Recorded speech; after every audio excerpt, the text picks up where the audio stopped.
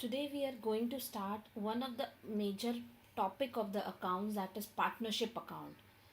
ये चैप्टर आपने शुरू से ट्वेल्थ में भी पढ़ा है और आपने आपके बीकॉम में पढ़ा होगा और एल्स फाउंडेशन में पढ़ा होगा, but this is a very very important topic. We are covering this topic in parts. First part, today we are going to discuss about the normal issues regarding the partnership accounts. How, what is partnership accounts, what is partnership did, what is a goodwill and all. And then later on parts cover will the major topics like admission, death, dissolution, and insolvency of the partners and many other topics. Okay. Now, what is the definition and the feature? This is only a theoretical part we are going to cover today. That is, Indian Partnership Act defines partnership as a relationship between the partner who have agreed to share the profits and losses. It's a or, right, of the business carried on by all or any of them acting for all. Such person are individually known as a partner and they do have business in the name of their firm.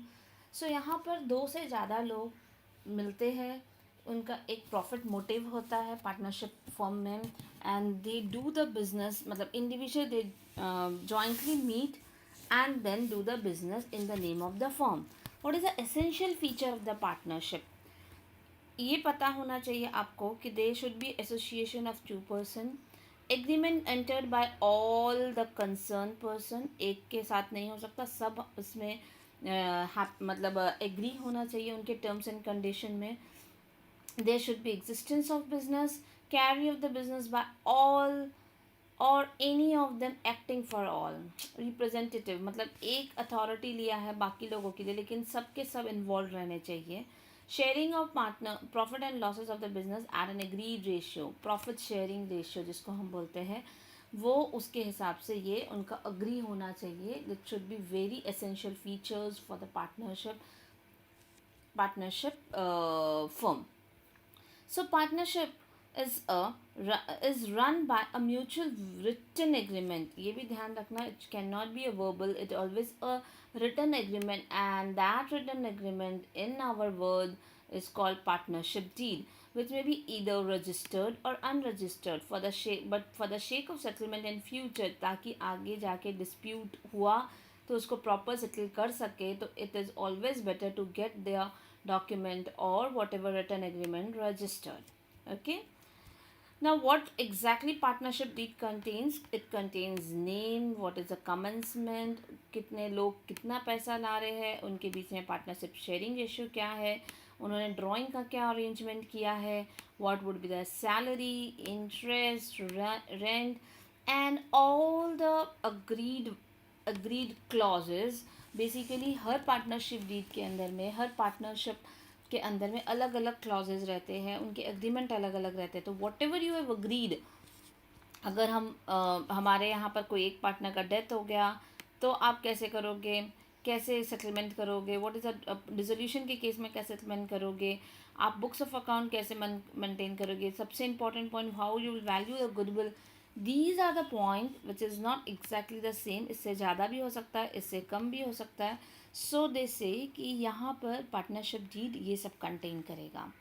Now ये कुछ point है जो हम मान के चलते हैं कि एग्रीमेंट में लिखा हो या ना लिखा हो.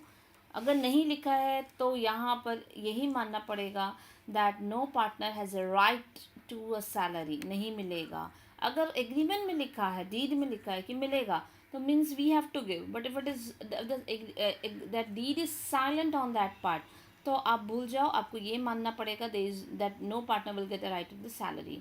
इंटरेस्ट भी नहीं मिलेगा, एंड इवन ड्राइंग के अगेंस्ट भी इंटरेस्ट चार्ज नहीं होगा. और अगर कोई पार्टनर ने लोन दिया है तो हमें उसको 6% के हिसाब से देना पड़ेगा इंटरेस्ट. अगर डीड में लिखा है 12%, then we have to give priority to that deed and we have to pay to that partners loan amount के ऊपर 12%. But if it is not, then interest will be given at 6%. And जब कुछ भी नहीं लिखा है, silent सम भी या आपका पार्टनरशिप डीड भी, तो आपके पार्टनर्स जो भी शेयर करेंगे वो इक्वली ही शेयर करेंगे अपने PSR. In the absence of agreement, interest and salary payable to the partner will be paid only if there is a profit. These are some of the theoretical part, और ये आपने law में भी पढ़ा होगा जब पार्टनरशिप एक्ट पढ़ेंगे तो इसके अंदर भी ये पूरे पॉइंट्स कवर होते हैं. Now what is a partner's capital account? Now we are entering into the field of accounts. अभी तक तो आप जो भी पढ़ोगे theory, that is nothing but a theory of a law, that is a partnership act की theory. Now हम accounts में घुसेंगे. What exactly means a capital account? Partner capital account क्या होता है? Current account क्या होता है? अच्छा, generally accounting point of view से हमें अपने पार्टनर्स के capital account and current account maintain करने पड़ते हैं. What is the important feature of that? Initial contribution. क्योंकि जब पार्टनर बिजनेस में एंटर होता है तो वो कुछ इनिशियल कंट्रीब्यूशन लाता है, बीच बीच में पैसा भी डालता है, उसे इंटरेस्ट मिलता है, वो कुछ अमाउंट घर पे भी ले जाता है, उसको ड्राइंग पे भी इंटरेस्ट देना पड़ता है अगर पार्टनरशिप डीड में लिखा है तो. सैलरी भी कभी कभी फर्म पे करती है जो एक्स्ट्रा वर्क कर रहे हैं. उसमें से कुछ पार्टनर्स ऐसा होता है कि वर्किंग पार्टनर बोलकर रहते हैं तो उनको सैलरी दिया जाता है. कभी कभी उनके ही प्रेमाइसेस में ये फर्म चलता है तो रेंट भी पे किया जाता है, एंड शेयर्स. तो ये जितने भी पार्ट है ये सब के सब कवर होते हैं और सब के सब ट्रांजैक्शंस है जो कि एक पार्टनर के साथ होते हैं. तो इसी ट्रांजैक्शंस को आप अपने अकाउंट्स में कैसे लेके जाओगे? तो there is two methods basically. एक है आपका, this is called fixed capital method and this is fluctuating capital method. अब फिक्स में क्या होता है? Generally initial capital contribution by the partner are credited to the partner's capital account and all the subsequent transaction. ध्यान रखना यहाँ subsequent transaction and even dealt through the current account. तो इसमें आपके बेसिकली दो अकाउंट बनेंगे. एक बनेगा नॉर्मल फिक्स्ड कैपिटल अकाउंट जिसके अंदर शुरुआत में जो पैसा लाया, मान लो 1,00,000 रुपीज़ लाया, तो इस केस में खाली ये क्लोजिंग बैलेंस करके ये ख़त्म होता जाएगा. इसके अंदर आप कोई और ट्रांजैक्शंस नहीं पुट करोगे. लेकिन इसके साथ साथ एक करंट अकाउंट भी मेंटेन करोगे. करंट अकाउंट जिसके अंदर फॉर एग्जांपल इन्होंने क्या बोला है, सैलरी है, मान लो 10,000 के की सैलरी दे रहे हैं, राइट? तो 10,000 को इंटरेस्ट दे रहा है, मान लो 5,000 का इंटरेस्ट दे रहा है, ठीक है? तो और प्रॉफिट शेयरिंग रेशो मान लो 1,00,000 का प्रॉफिट शेयरिंग हो रहा है. वॉट एवर, ये पूरा का पूरा जो रोज़मर्रा चलता रहेगा, that is about interest, about the capital, about the interest on drawing, rent, salary, ये करंट अकाउंट में कवर होता है. ठीक है? तो यहाँ पर इनिशियल जो कैपिटल होता है, शुरुआत में जो बिजनेस में डाला है, वो कभी चेंज नहीं होगा इस केस में. Okay, but in the case of fluctuating capital एक ही अकाउंट बनेगा. There is no definition of current account. एक ही अकाउंट बनेगा, उसी में इनिशियल कंट्रीब्यूशन भी होगा, उसी के अंदर जो भी कैपिटल अकाउंट में interest, drawing, salary and all, मतलब एक ही अकाउंट में ये फ्लो होता रहेगा. ठीक है? तो naturally the capital account balance of the partner fluctuate every time. इसमें कैसा फिक्स में फिक्स रहेगा, ये फ्लक्चुएट होता है. लेकिन जो इस वाले पार्ट में एक ही अकाउंट है वो बार बार फ्लक्चुएट होता रहेगा. So in fixed capital method, a fixed capital balance is maintained over the period of time, while fluctuating capital method, the capital amount balance fluctuate all the time. See, this is the very basic of the partnership accounts, and it has already been covered in your 12th standard. Even if you have done in the foundation, it is already covered. This is just a refreshing point for you all. Okay, next, today we are going to solve few sums regarding partnership act या partnership accounts. इसके अंदर basically ध्यान रखना, आपको ये PDF जो दे रहे हैं वो पूरा उनके आंसर्स के साथ आपको मिलने वाला है. But we are going to solve the sum over here एक एक पॉइंट, क्योंकि इसके अंदर आपके हर पार्टनर के रेशियोज चेंज होंगे, कैसे कैलकुलेट करना है, पार्टनर्स के कैपिटल चेंज होंगे, उनको इंटरेस्ट कैसे देना है, सैलरी का meaning, the interest on drawings कैसे दे रहे, उनकी सब अकाउंटिंग आज हम बेसिक्स में कवर करेंगे. फिर एडमिशन का अलग रहेगा, डेथ का अलग रहेगा. So we solve this sum in basically excel point. ये मैंने ऐसा आप लोगों के लिए एक्सेल बनाया है जिसके अंदर आप मेरे साथ साथ नोटबुक उठाओगे और ये सॉल्व करोगे.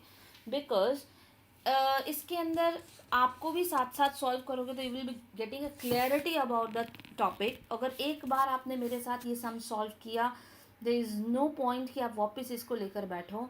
आराम से I am solving very slowly.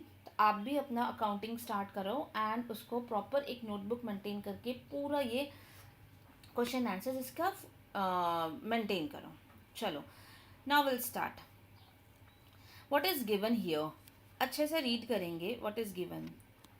A and B are the partners in a firm. ठीक है, ये दोनों पार्टनर्स हैं. They are capital in the 1st January stood 25,000, then 20,000. On 1st April, C entered into the firm as a partner with 15,000 as his capital. On the same date, A and B introduced further capital of 5,000 each. Okay, तो देखो सी आया 1 अप्रैल को. जनवरी से हमारा शुरुआत है क्योंकि इन्होंने वह हमें क्या दिया हुआ है, this much is 31 December.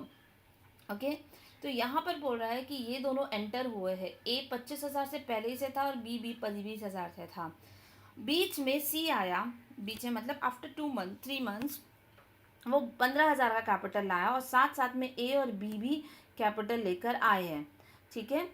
On 1st October D joined. अच्छा, वापस से एक बंदा और ज्वाइन किया लेकिन और टाइम पे हुआ, एकदम सब सेम टाइम पे नहीं चल रहे हैं. जब डी ने ज्वाइन किया 20,000 कैपिटल के साथ, on the same date C introduce a further capital of 10,000. Great. On 31st December the net trading profit of the firm is 1 lakh. मतलब पूरे फर्म का 1 लाख का प्रॉफिट अर्न हुआ. The partners agreed to share the profit in their ratio of capital contribution. This is the most important line of the chapter topic. Capital contribution में वो basically आपसे आपको बोल रहे हैं कि you have to share the 1 lakh का profit in the basis of capital contribution. At the same time they are telling that they draw the per annum salary. याद रखना ये पर एनम लिखा. अगेन दिस ड्रॉज अटेंशन, ये per annum है. क्यों? इन लोगों ने 5,000 4,000 तो ये पर एनम है, लेकिन बंदे बीच बीच में तो ज्वाइन हुए हैं. सो हमें ध्यान रखना है ये पर एनम का क्या सिचुएशन चलेगा. You are asked to prepare P&L appropriation account of the firm for the year ended. P&L appropriation is nothing but सब खर्चे माइनस करने के बाद आपको जो प्रॉफिट मिलता है, अब उसका डिस्ट्रीब्यूशन हो रहा है, उसका अप्रोप्रिएशन हो रहा है, तो वो अकाउंट हमें बनाने बोला गया है in the books of ABCD का फर्म में. So I'll also prepare along with you. Wait.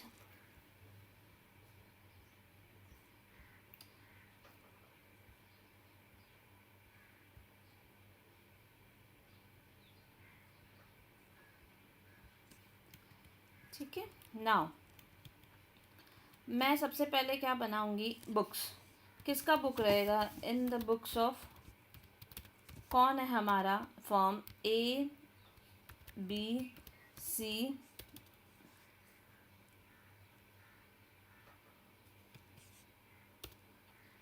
Right, C and D का फॉर्म है. राइट, हमें क्या बनाने बोल रहा है वो? P&L appropriation account. मैं शॉर्ट में लिख रही हूँ, जब आप सॉल्व करोगे तो करोगे. हमें अपना फॉर्मेट पता है, आप लोग भी लिखते जाओ.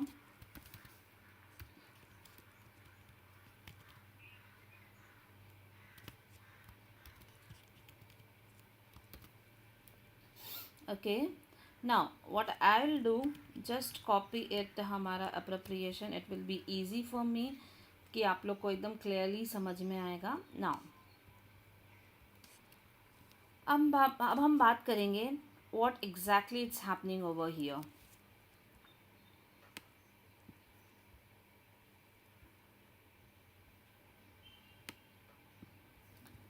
ठीक है, अभी हम थोड़ा सा वर्किंग करेंगे क्योंकि इसमें क्या हो रहा है, वर्किंग नोट के हिसाब से हमें देखना पड़ेगा चल क्या रहा है. इनके अलग अलग डेट्स पे they are bringing the amount. अगर हम बात करेंगे 1st April, हमारा साल शुरुआत हो रहा है जैन के बाद अगर आप देखोगे अप्रैल में अमाउंट इंट्रोड्यूस हो रहा है. देन हमने देखा कौन से मंथ में था, अक्टूबर मंथ में अमाउंट इंट्रोड्यूस हो रहा है. And then finally nothing but in December we are done. मतलब यहाँ पर अलग अलग लोग, ए आ रहा है, ए और बी पहले से ही है, ए और बी पहले से ही है, ठीक है, बीच में सी आ रहा है और फिर बीच में डी आ रहा है। सो हमें क्या देखना है, ये अलग अलग सीन में ये लोग आ रहे हैं, इनके कैपिटल कैसे कैसे इनके पास है। तो जब कैपिटल कंट्रीब्यूशन में शेयर करना है तो मैं ये नहीं बोल सकती हूँ कि शुरुआत में जो भी अमाउंट आ रहा है टोटल करके आप इसको उनका रेशियो निकालो और शेयर कर दो। बिकॉज जो बंदा ए और बी शुरुआत से है, 12 महीने से है फर्म में, उनका कैपिटल कंट्रीब्यूशन अलग होगा एज कम्पेयर टू डी जो लास्ट में ज्वाइन किया है। तो यहाँ पर उनको वेटेड एवरेज बेसिस के ऊपर हमको ज्वाइन कराना पड़ेगा। तो अगर हम ए की बात करेंगे तो उन्होंने बोला है 25,000 पहले से था। बी की बात करोगे, ये कब था, 20,000 पहले से था। इन दोनों ने बहुत पहले से ही अपना मेंटेन किया हुआ है बैलेंस। अब हम इसके अंदर आ रहे हैं व्हाट अप्रैल में इस बंदे ने और 5,000 कंट्रीब्यूट किया, इसने भी 5,000 कंट्रीब्यूट किया। जब सी आई एम सॉरी ये चीज़ यहाँ नहीं आएगी, 5,000 कंट्रीब्यूट किया। पर अगर हम सी की बात करेंगे तो उसने कितना लाया था, वो फर्स्ट इंस्टेंस पे 15,000। इसके कैपिटल कौन से, तब तक तो इन लोगों ने लाया ही नहीं, कौन, डी ने लाया ही नहीं। ओके, फिर क्या लिखा था कि डी ज्वाइंट हुआ अक्टूबर में 20,000 से और सी ने 10,000 लेकर आया। ये 10,000 लेकर आया और इसने ज्वाइन किया था कितने में, 20,000 में। तो इनमें इनके पूरे के पूरे अगर आप देखोगे, इनका जो कैपिटल कंट्रीब्यूशन है पूरा का पूरा अलग चल रहा है। इधर में आप सेम नहीं फाइंड आउट करोगे ना। अब हम इसे वेटेड एवरेज कैसे निकालेंगे, ए का 25,000 राइट, कितने महीने आपने यूज़ किया, पूरा का पूरा 12 महीना। सेम वे इसका भी आपने पूरा का पूरा जो अमाउंट है that is being full 12 months, तो इसका वेटेज ज़्यादा मिलेगा। वैसे अगर हम इसकी बात करेंगे तो ये 9 मंथ्स ही यूज़ हुआ है क्योंकि बीच में इसने पैसा लाया है, तो यहाँ पर इसका 9 मंथ्स रहेगा। एंड सेम वे जो बी ने भी 5,000 लाया और सी ने भी 15,000 लाया। तो अगर आप देखोगे ये हमारे वेटेड एवरेज, मतलब हम उनके यूसेज के हिसाब से हम उनको एवरेज बना रहे हैं। सी ने जब ये अक्टूबर में लाया बंदा, ओके, तो कितना लाया, कितने महीने इसने पैसे यूज़ किए, अगर आप देखोगे तो इफेक्टिवली 3 मंथ, अक्टूबर नवंबर दिसंबर। और सेम चीज़ अगर आप देखोगे इसने भी लाया। तो what I am doing basically, इनका वेटेज निकाल रही हूँ। अगर हम ए का वेटेज देखेंगे तो कितना कैपिटल कंट्रीब्यूशन हो जाता है, ए ने इतना पैसा लाया, फिर इसके बाद दिस मच, तो 3,45,000 ओवरऑल बिजनेस में ये कंट्रीब्यूट किया, मतलब वेटेड एवरेज के हिसाब से। सेम वे अगर हम ये चीज़ बी के साथ देखेंगे तो ही हैज़ कंट्रीब्यूटेड 2,85,000। नेक्स्ट इसने कितना लाया, this much, okay, and finally ये कितना लाया, दिस मच। तो इनका वेटेज हो गया है दिस पार्ट। इसके अंदर उन्होंने बोला है ये वेटेज के रेशियो में, मतलब हमारा रेशियो क्या बनेगा, 345:285 राइट टू 165:60 राइट। अब यहाँ पर ये बड़े फिगर्स है, आप इसको भी यूज़ कर सकते हो। अगर आपको इसको और रिड्यूस करना है तो एक ही ऑप्शन है, हम इसको क्या करेंगे, डिवाइडेड बाय 15 करते हैं और रिड्यूस करेंगे तो will get a small number. तो यहाँ पर अगर मैं इसके अंदर कॉपी करूँ अगेन देन, सो देखो आपका नया रेशियो क्या बन गया कैपिटल कंट्रीब्यूशन के बेसिस पे, इट इज़ नथिंग बट 23:19:11:4। ये हमारा कैपिटल कंट्रीब्यूशन चीज़ बन गया। Now nothing we have to do great things, बस अभी हमें इसे डिस्ट्रीब्यूट कर देना है, बट आपको ये ध्यान रखना है। अब हम आएंगे, अच्छा उन्होंने क्या बोला था, उनका प्रॉफिट कितना है, तो हम बाय लिखेंगे। नेट प्रॉफिट कितना है, नेट प्रॉफिट हमारा 1 लाख। देन फिर इन्होंने सैलरी पे की है राइट, तो यहाँ पर आप लिखोगे टू सैलरी, किस किस को पे किया है, ए को पे किया है, बी को पे किया, सी को पे किया, डी। लेकिन एक चीज़ ध्यान रखना, ये पर एनम है, तो मतलब ए की तो पूरी सैलरी पूरी की पूरी 5,000 रहेगी पूरे साल की। बी की अगर बात करोगे तो भी 4,000 पूरे साल की रहेगी। सी के बाद, आई एम सॉरी, एक ज़ीरो कम करेंगे इसमें, ठीक है। अगर हम सी की बात करेंगे, बंदा तो बीच में आया है, कितना, 3,000, 9 मंथ, ये 12 मंथ्स का है ना, तो 12 महीने का डिवाइड बाय 12, और हमें कितने मंथ्स का चाहिए, 9 मंथ्स का, तो 9, तो 2,250 आएगा। और ये बंदा जो आया है हमारे पास, ये हमारा कब आया है, कितनी सैलरी इसकी, 2,000, तो 1 महीने का कितना, डिवाइड बाय 12 करोगे तो 1 महीने का निकलेगा, एंड मल्टीप्लाइड बाई ये 3 मंथ्स, तो he will earn only what, इसको क्या बोलेंगे, सैलरी फॉर द डी, और कुछ भी नहीं, इन सब का total.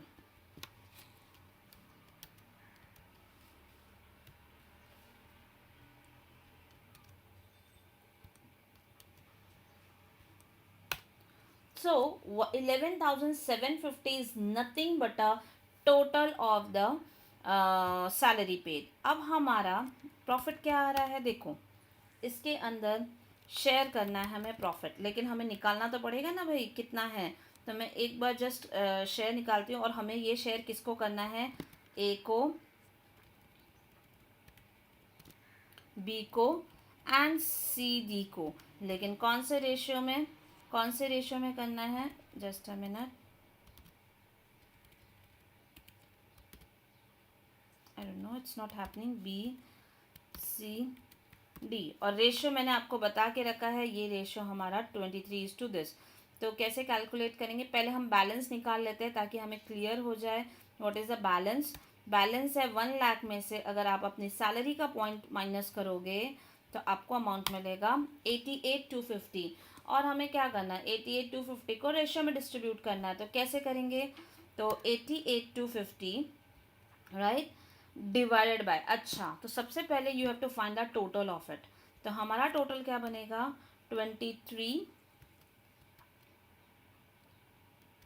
Plus 19 plus 11 plus 4, this means 57, और इसको आप डिस्ट्रीब्यूट कर दोगे, 88,250 डिवाइडेड बाय 57, मतलब एक का शेयर मिल जाएगा हमें। अब ए का शेयर है 23, तो मल्टीप्लाइड बाय 23, कभी भी रेशियो प्रपोर्शन किया होगा तो उसके हिसाब से आप ये अमाउंट निकालोगे, ठीक है। वैसे ही हम इसका भी करेंगे, कैसे करेंगे, 88,250 डिवाइडेड बाय 57, और बी का शेयर कितना है अगर हम देखेंगे तो 19, तो ये अमाउंट आ गया। Same way 88,250 divided by 57 multiplied by कितना, 11, ओके, एंड फाइनली हमारा ये क्या है, 88,250 divided by 57 multiplied by amount is 4, okay. तो इसका शेयर भी मिल गया। तो अगर आपको चेक करना है तो आप चेक भी कर सकते हो, इनका टोटल इट शुड भी, देखो यहाँ लिख रहा है 88,250 इज़ नथिंग, एंड फाइनली हमारा ये अकाउंट क्लियर हो जाता है। ये इसके अंदर point to be noted, only one thing is nothing, मतलब main point is nothing, just capital contribution कैसे निकालना है उसके ऊपर डिस्कशन है। कैपिटल कंट्रीब्यूशन निकालना आ गया अलग अलग डेट्स पे वेटेड एवरेज यूज करके, तो you are done with this sum, okay. चलो moving towards the next sum, थोड़ा थोड़ा सम थोड़ा टफ होता जाएगा, विल डू। अभी क्वेश्चन क्या है अच्छे से समझना, अलग अलग डेट्स पे अलग अलग स्टोरी चलने वाली है, ठीक है। What is given, A B C, अच्छा यहाँ पर थोड़ा रेक्टिफिकेशन का भी पॉइंट आपको यहाँ पर आने वाला है, तो थोड़ा सा इम्पॉर्टेंट चीज़ मैं डिस्कस करूँगी, तो you have to take care, notebook पे भी नोट करते जाओ whatever I am saying. A B C are in the partnership sharing profit and losses 2:2:1, ये आपके लिए एक इम्पॉर्टेंट पॉइंट हो जाएगा कि हमें अपना शेयर पता होना चाहिए, ठीक है।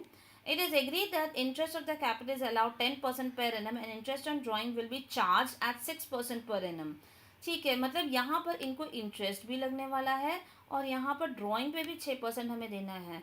No interest will be charge on the current account, ठीक है। यहाँ पर मतलब दो टाइप के अकाउंट बनने वाले हैं, फिक्स कैपिटल में भी हो सकता है और करंट भी हो सकता है। Let us see what will be happening, उन्होंने लास्ट में लिखा भी होगा। नाउ उन्होंने कैपिटल के बारे में, एकदम शुरुआत के कैपिटल के बारे में उन्होंने दिया है, करंट अकाउंट के बारे में दिया, बैलेंसेस, ड्राइंग के बारे में बैलेंसेस दिया है. Okay, now draft an account for 2000 साल का हमें, जहां पर net profit is 40,000 being taking into account the interest on capital and drawing and subject to following rectification. यहाँ इन्होंने बोला है कि अगर आपको कुछ भी गलती जो भी गलती आपने किया है उसको रेक्टिफाई करना है. ओके, तो रेक्टिफाई करने के बाद आपको एग्जैक्ट प्रॉफिट निकालना है, क्योंकि ये प्रॉफिट में रेक्टिफिकेशन का इफेक्ट नहीं दिया है. मतलब रेक्टिफिकेशन मतलब आपने कुछ पुराने सालों में गलती की है ना, उसे ठीक करना है, करेक्ट प्रॉफिट निकालना है एंड देन डिस्ट्रीब्यूशन स्टार्ट करना है. You are required to prepare the P&L appropriation account for the year end December है इनका, and partners current account also. तो हमें दोनों अकाउंट बनाना है, जो कि हम पिछले सम में भी हमने ये P&L अप्रोप्रिएशन अकाउंट बनाया था, और इस सम में भी हमें वो बोल रहे हैं कि we have to prepare, just a minute. ठीक है, अब हम स्टार्ट करेंगे सम. तो इसमें पहले, सबसे पहले हमारा वर्किंग नोट क्या रहेगा मालूम है? वर्किंग नोट इस केस में सबसे पहले आप करेक्ट प्रॉफिट निकालो. जब आपको करेक्ट प्रॉफिट नहीं रहेगा तो how will you find out the distribution and all, मतलब कैसे करोगे? तो अब मैं करेक्ट प्रॉफिट निकालने के लिए मुझे किससे चालू करना पड़ेगा? 40,000 से. मेरा प्रॉफिट 40,000 है. अब मैं रेक्टिफिकेशन पे बात कर रही हूँ, और हमें ए का अकाउंट भी बनाना पड़ेगा. जस्ट मैं एक सिंपल तरीके से बना दे रही हूँ. बी का अकाउंट बनाना पड़ेगा, सी का अकाउंट बनाना पड़ेगा. ठीक है, और इनके अलग अलग रिलेटेड टू उनके ऊपर ड्राइंग्स, उनका रेक्टिफिकेशन में क्या इफेक्ट आएगा वो डिस्कशन करेंगे. तो फर्स्ट वर्किंग नोट क्या बोलता है हमारा कि 40,000 इसका प्रॉफिट है. We are calculating rectified profit. Okay, now school fees of miss son A, ठीक है, amounting to 500 paid by the firm in year 2000 has been charged as a sundry expense of the account. अच्छा, हुआ क्या, A का जो son का जो school fees है एक्चुअली फर्म ने दे दिया, और फर्म ने उसको एक्सपेंस के जैसा बुक कर दिया. उसके वजह से फर्म का प्रॉफिट कम हो गया. समझ में आ रहा है? तो हमें क्या करना पड़ेगा? प्रॉफिट बढ़ाना पड़ेगा, क्योंकि जो तुमने किया वो गलत था.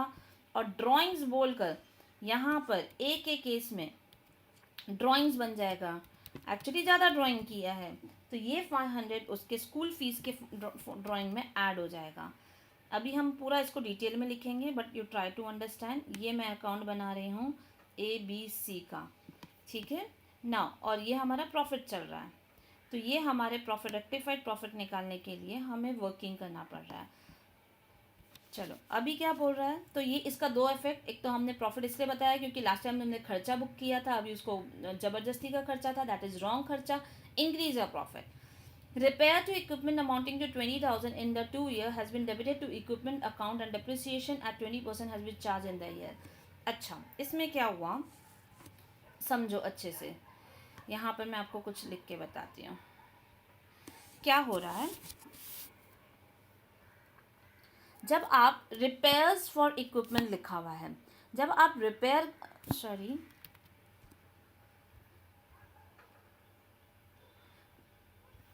अच्छा, जब भी आप रिपेयर करते हो राइट, तो इन्होंने क्या बोला है कि ये कुछ मिस्टेक हो रहा है. What I will do, first I will select this and then choose this.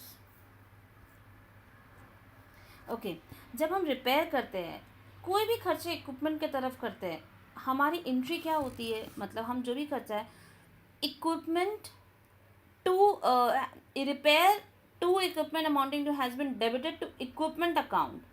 अभी इन्होंने क्या किया, debited to the equipment account. Actually repair है वो रोज़मर्रा का खर्चा है. तो ये हमने जो शुरुआत में किया वो क्या किया, इक्विपमेंट अकाउंट टू बैंक कर दिया राइट. लेकिन एक्चुअली क्या होना चाहिए था, यहाँ पर हमारा रिपेयर अकाउंट होना चाहिए था टू बैंक राइट.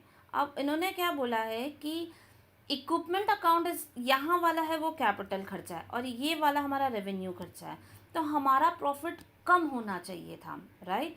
तो उसके वजह से हमारा प्रॉफिट अननेसेसरी बढ़ा हुआ दिख रहा है, क्योंकि तुमने क्या किया, वो 20,000 को डायरेक्टली बैलेंस शीट में लेके गए as a equipment, but actually वो खर्चा था P&L अकाउंट का, तो उसके कारण हमारा प्रॉफिट यहाँ पर लेस होना चाहिए, तो वो हम लेस करेंगे। लेकिन उन्होंने क्या किया, जब इन्होंने यहाँ पर जब थे तो उन्होंने इक्विपमेंट में एंट्री ये क्या पास की, depreciation to equipment account.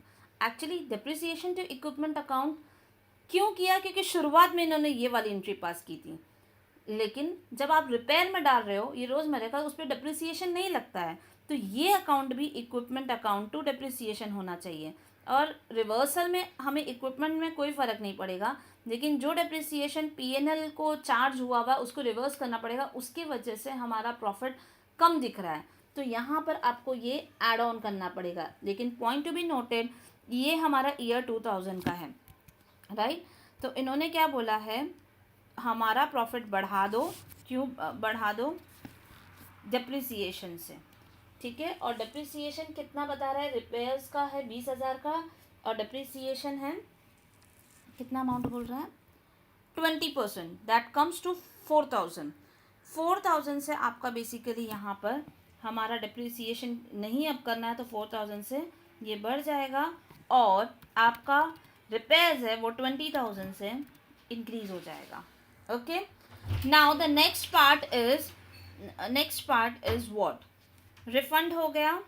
Then अब हम नेक्स्ट सेकेंड पॉइंट हो गया, refund of personal loan given by B amounting to 6,000 has been received by firm in 1990 and credited to miscellaneous income. Oh, यहाँ पर great हो गया, एक अमाउंट है 6,000 का, एक्चुअली ये पर्सनल लोन था बी का, और फर्म ने क्या किया, पैसा आया और खुद के इनकम में डाल दिया, जो कि रॉन्ग है।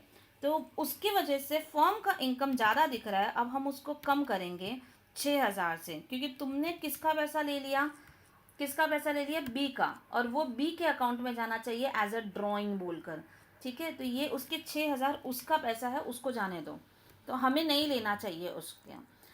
ये हमारा अभी जो अमाउंट निकलेगा, जो हमने ये तीनों का एडजस्टमेंट दिया है, this is nothing but rectified profit. तो हम ऐड क्या करेंगे, दिस अमाउंट और लेस क्या करेंगे, this amount and this amount. तो हमारा रेक्टिफाइड प्रॉफिट आएगा 18,500, जो हमारा करेक्ट प्रॉफिट है after giving the rectification. See this part, this is first time is been तुम्हारे लिए नया है, लेकिन समझो, क्योंकि अगर किसी ने रेक्टिफिकेशन ऑफ एरर पढ़ा होगा और याद होगा तो उसको जल्दी समझ में आएगा। अगर आपको नहीं समझ में आ रहा तो कोई बात नहीं, जैसे मैं समझा रही हूँ समझते जाओ, धीरे धीरे वो पॉइंट भी क्लियर हो जाएगा आप लोगों को। नाउ नेक्स्ट, अब इन्होंने क्या बोला, आप रेक्टिफाइड प्रॉफिट बनाओ, तो हमने बना लिया। अब हमें क्या करना है, उसको P&L अप्रोप्रिएशन अकाउंट बनाने के लिए बोल रहे हैं, तो मैं अब बना रही हूँ P&L अप्रोप्रिएशन अकाउंट, बहुत सिंपल तरीके से बनाऊंगी। ओके, P&L अप्रोप्रिएशन, आप उसको उसके पूरे आंसर का डिटेल आप उसमें देख सकते हो, जब मैंने जो आपको आंसर प्रोवाइड करने वाली हूँ। तो पर्टिकुलर्स एंड अमाउंट, खाली इतना ही कॉलम बना रही हूँ। हमारा प्रॉफिट कहाँ दिखेगा, this is P&L appropriation,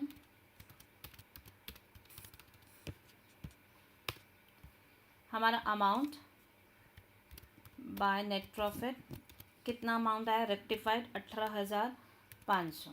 now will discuss about the many points over here.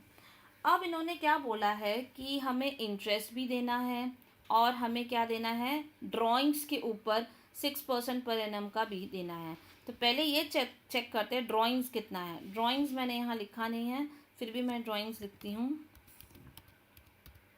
Sorry, मैंने एक बी का अमाउंट है ना, बाय चांस यहाँ लिख दिया, ये हमारा बी का अमाउंट यहाँ नहीं आएगा, ये बी का अमाउंट यहाँ आएगा 6,000। इसका क्या ट्रीटमेंट हुआ कि ये जो अमाउंट है लोन का जो आया था, हम उसको वापस कर रहे हैं। तो जब वापस कर रहे हैं तो जो उसने रिफंड ड्राइंग्स लिया था 14,000 का, उसके संग ही उसको एडजस्टमेंट कर रहे हैं, तो ये अमाउंट बेसिकली लेस होगा। ओके, ये लेस होगा और ये ड्राइंग्स हमारा ऐड होगा। 14,000 का ड्राइंग है, ये 10,000 का ड्राइंग है, और ये 6,000 का अगेन अमाउंट है।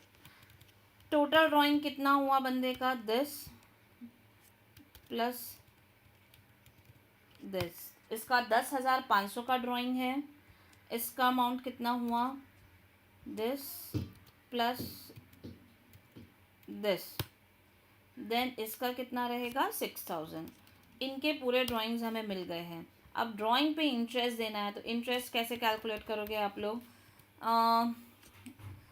अगर आपको पता होगा तो 6%, कभी भी जब आप इंटरेस्ट चार्ज करते हो तो आपको जब कुछ दिया नहीं है तो हम मानेंगे मिडिल ऑफ द मंथ में इन्होंने ड्राइंग किया है, तो 0.5% के हिसाब से इंटरेस्ट ड्राइंग होगा 6 मंथ का, मतलब 0.5% नहीं बोलूँगी, 6% एट 6 मंथ के हिसाब से होता है। ये पॉइंट भी आपको नेक्स्ट टॉपिक में कवर होने वाला है, जहाँ पर जब शुरुआत के महीनों में आप फर्स्ट फ्यू मंथ्स में लेते हो, स्टार्टिंग ऑफ द मंथ लेते हो ड्राइंग, तो कैसे इंटरेस्ट चार्ज होगा, middle of the month drawing उठाते हो तो कैसे परसेंटेज चार्ज होता है, एंड में उठाते तो कैसे। तो यहाँ पर हम ये एज्यूम कर रहे हैं कि मिडिल में है, तो हेंस हमें ड्राइंग के ऊपर कैसे चार्ज होगा, इसके ऊपर मल्टीप्लाइड बाय 6%, ये हमें निकलेगा पूरे साल का आपका ड्राइंग, राइट, 630। लेकिन मैंने क्या बोला है, दिस अमाउंट ये 12 मंथ का है, लेकिन हमें क्या चाहिए 6 मंथ का। क्लियर?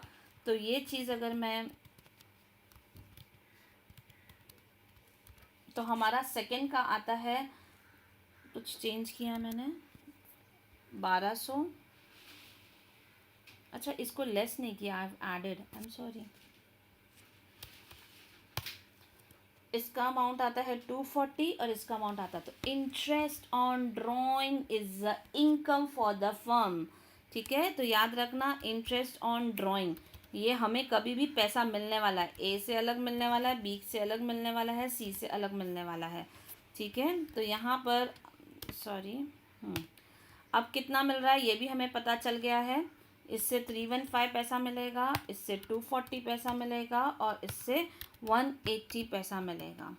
नाउ हमें देना कितना है, इंटरेस्ट ऑन कैपिटल,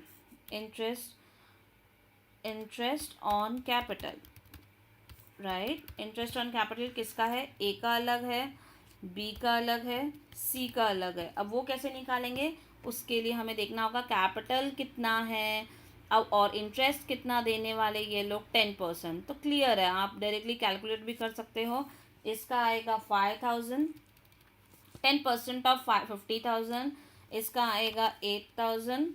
ये जो ऊपर में कैपिटल है, फिक्स कैपिटल पे इंटरेस्ट मिलेगा, और इसका आएगा 4,000। Is it clear? तो हमारा इंटरेस्ट भी समझ में आ गया, ड्राइंग्स पे इंटरेस्ट भी समझ में आ गया। अब हमको डिस्ट्रीब्यूशन करना है प्रॉफिट का, शेयर करना है प्रॉफिट को बिटवीन ए, ये बी के बीच में और सी के बीच में। But what is the ratio, 2:2:1 ऊपर सब में दिया है, तो कुछ भी नहीं करेंगे। हमारा रेक्टिफाई, ये अमाउंट जो लेस होकर आता है, एक बार चेक कर लो कितना लेस होकर आता है। तो बैलेंस कितना आया,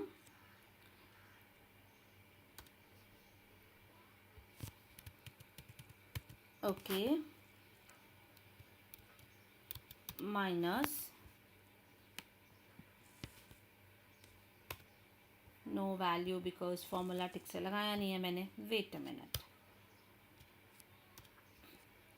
this plus this plus this plus this minus this minus,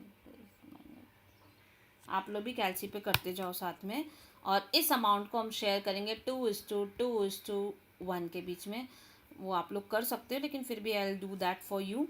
this amount 2,000, 2:2:1 divided by 5 into, क्या मल्टीप्लाई करोगे 2, तो फर्स्ट का आएगा, ए का आएगा 894, बी का आएगा 894, और उसका जस्ट हाफ आएगा 47 विल बी ऑफ सी। लेकिन हमें उन्होंने बोला है ए का अकाउंट बनाओ, बी का अकाउंट बनाओ, सी का अकाउंट बनाओ। मैं रफली बना रही हूँ, बट ट्राई टू अंडरस्टैंड, ये पूरा डिटेल में आपको आंसर में मिलेगा। Command C, command sorry, I don't know why they are not taking it.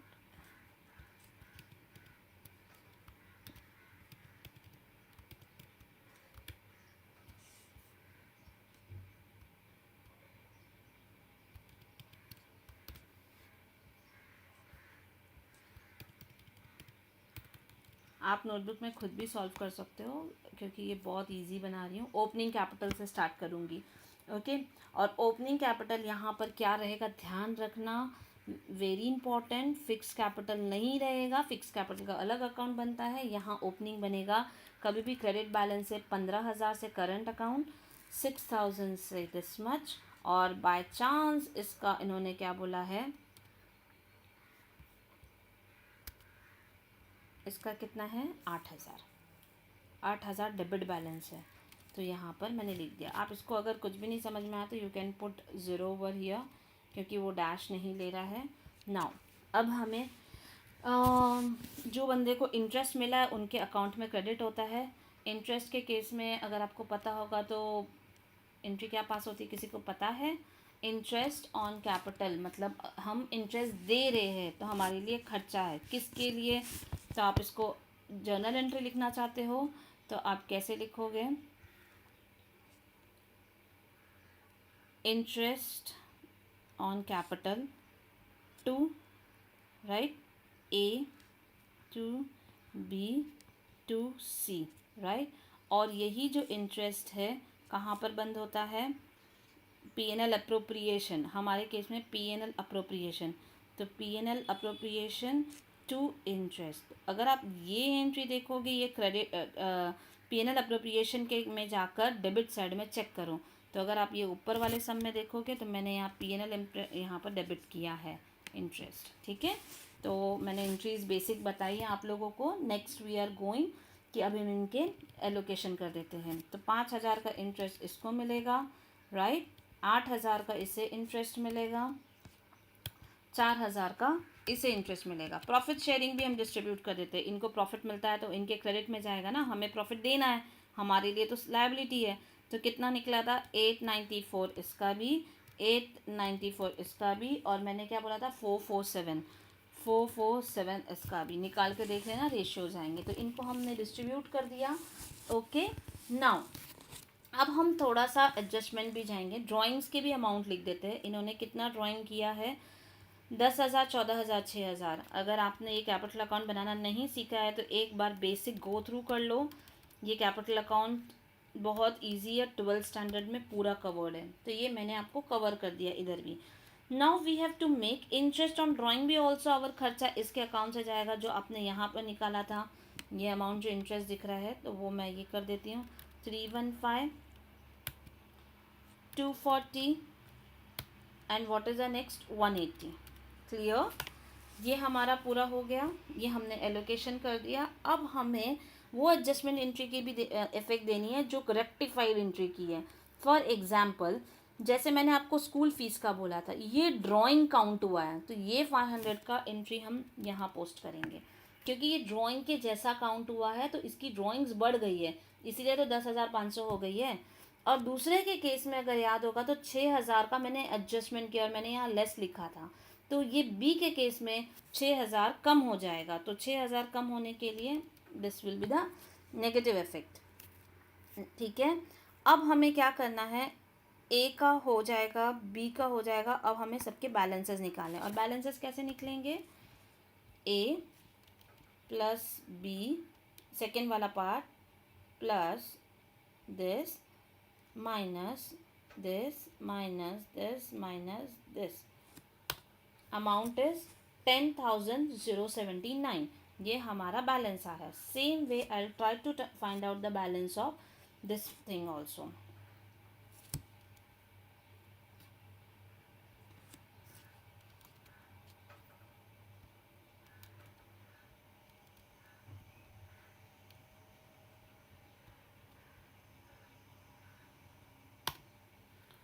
Six 6,554 is the balance, and for this amount हमें लग रहा है कि इसकी बैलेंस यहाँ आएगी, क्योंकि 8,000 6,000 है तो इसकी बैलेंस यहाँ पर आएगी।